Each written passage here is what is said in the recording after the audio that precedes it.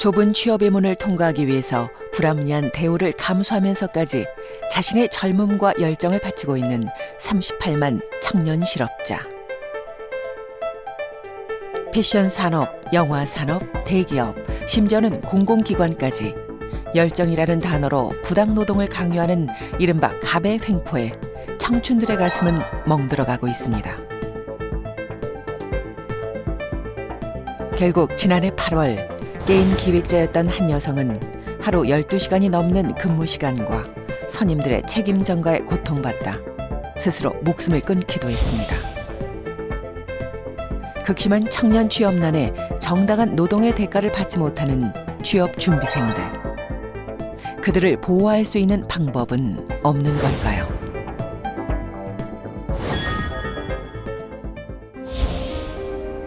열정페이 문제는 일시적인 현상이 아닌 사회 전반의 문제로 확대됐습니다.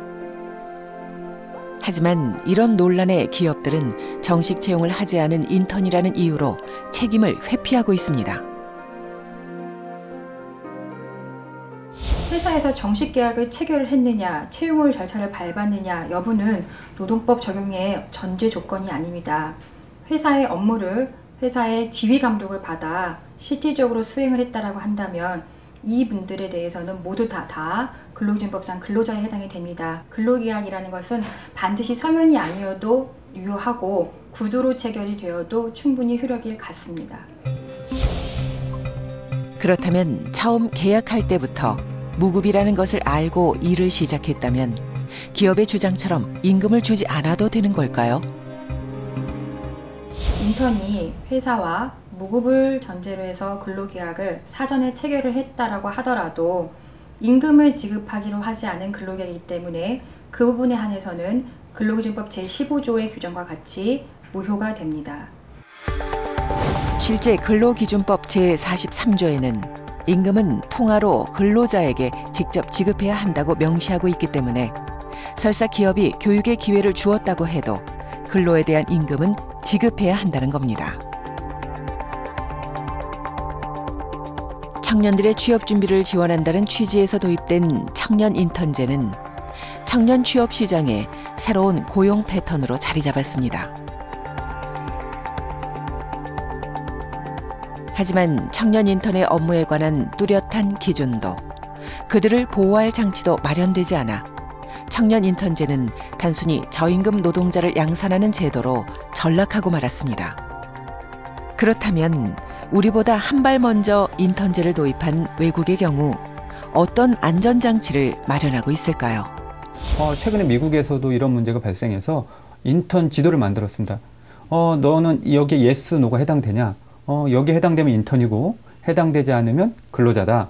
그래서 인턴에 맞는 규정을 기업들에게 준수하도록 하기 때문에 인턴 제도를 최초로 도입한 미국의 경우 무급 인턴 채용의 기준을 연방 대법원 판례와 노동부 고시로 명시하고 있습니다. 인턴 제도 자체가 인턴의 이익을 위한 과정이 되어야 한다는 핵심 원칙을 바탕으로 정규 근로자의 일을 대체하는 것이 아닌 체계적인 교육 프로그램이 될 수 있도록 기준을 마련한 겁니다. 지금 우리나라도 인턴십이 확장되면서 열정페이가 증가됐기 때문에 이 열정페이 관련된 청년들 관련된 법제도를 국회에서 제정할 필요가 있을 것 같고요. 지난해 패션업계를 필두로 본물처럼 터져나오기 시작한 열정페이 논란. 결국 기업들이 사과문을 통해 반성과 개선 약속을 밝히고 나서야 성난 민심을 가라앉힐 수 있었습니다. 정부 역시 심각성을 인지하고 인턴 제도의 문제점을 개선하기 위한 제도 마련에 나섰습니다.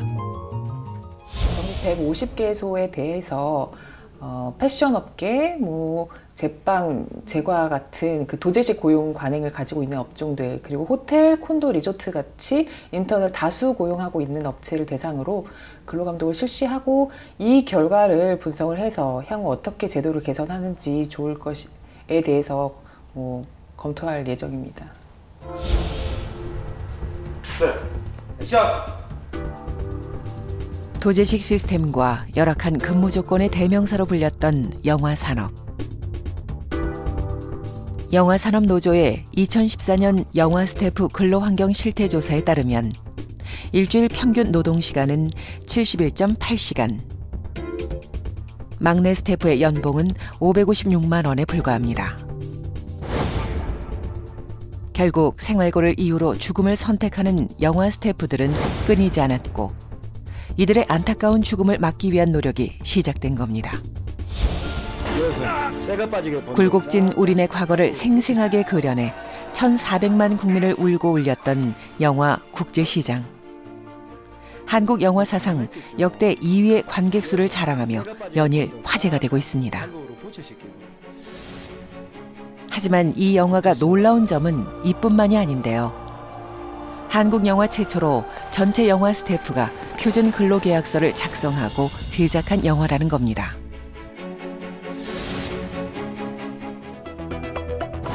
지난해 10월 도입된 영화 스태프 표준 근로계약서. 하루 촬영 시간을 제한하고 4대 보험에 가입하는 등 영화 스태프들의 근로 환경을 개선하는 내용을 담고 있습니다. 저임금과 장시간 노동에 시달리던 영화 스태프의 권리를 되찾아주기 위한 변화가 시작된 겁니다. 정부 역시 영화 산업뿐 아니라 다양한 산업 분야에서 표준 근로계약서가 정착될 수 있도록 앞장서고 있습니다. 상반기 중에는 영화랑 드라마 분야의 정책 협의체를 구성을 해서 이 표준 근로계약서들을 정착해 나가도록 노력을 할 예정입니다. 취업의 기회를 얻기 위해 노력하는 젊은이들의 절실함을 이용하는 일부 기업의 행태를 비꼬는 열정페이라는 신조어. 하지만 전혀 다른 의미의 열정페이로 화제가 된 곳도 있습니다. 고객이 원하는 모든 것을 다 해드리고 있어요. 그러니까 예를 들면 배달이 안 되는 음식점에 음식을 가져다 드린다든지, 뭐 약국 심부름을 해드린다든지, 뭐 반려동물 서비스 또는 뭐 택배 서비스, 그런 여러 가지 일들을 다 하고 있습니다. 지난 2012년 설립돼 소소한 음식 배달부터 생활 심부름까지 대신해주는 대행업체인 이곳이 화제가 된 이유는 배달 사원의 월급 때문입니다. 평균적으로는 연봉 4천만 원에서 5천만 원 정도 선에 맞춰져 있고요. 최고로 많이 버시는 분 같은 경우는 월 수입이 실수령액 기준으로 600만 원이 넘습니다. 네. 일반 배달 사원의 월급이 400만 원 정도, 경력 사원의 경우 600만 원을 훌쩍 넘습니다.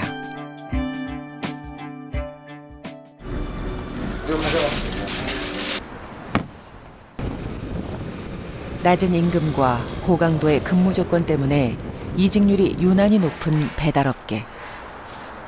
이를 막기 위해 고생한 만큼 대가를 지불하고 이직률을 낮춰 전문성을 높이는 방법을 선택한 겁니다.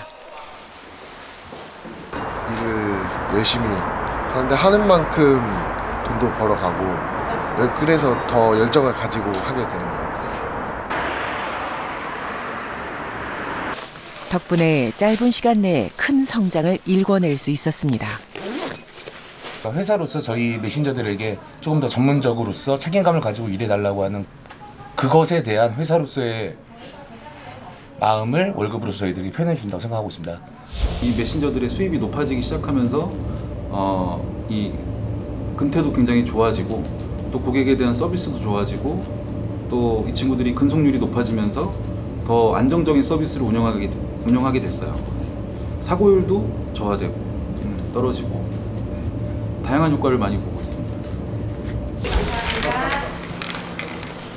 회사가 노동력의 가치를 높이 인정하면서 근로자의 열정도 배가 됐습니다.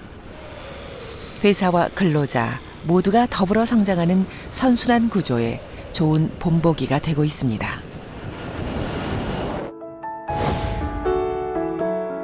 (9%라는) 사상 최대의 청년 실업률에 벼랑 끝으로 내몰린 38만 명의 청년 실업자. 이력서에 들어갈 한 줄을 위해 부당한 조건을 감수하면서까지 인턴을 선택했습니다. 뒤늦게나마 인턴 제도에 대한 문제 제기와 함께 그들을 보호하기 위한 변화의 움직임도 시작됐습니다. 하지만 근본적인 해결책은 그들이 마음껏 열정을 펼치고 자신의 가치를 인정받을 수 있는 양질의 일자리 마련일 겁니다.